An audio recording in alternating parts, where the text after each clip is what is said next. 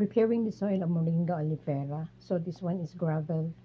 I use gravel since Moringa oleifera does not like uh, pure soil. So I use combination of 50% gravel and 50% soil.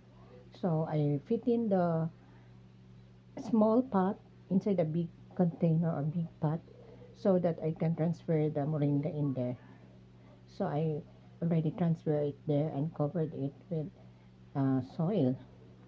So more soil in that container and have it placed in another big container. But first I have to compact the soil so that uh, it will not get out of the container.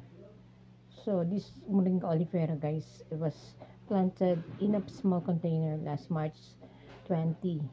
So that is the another container with gravel in it, so that when the roots will come out, it will come out in the gravel, not in the pure soil. So there's the position of my Moringa oleifera, guys.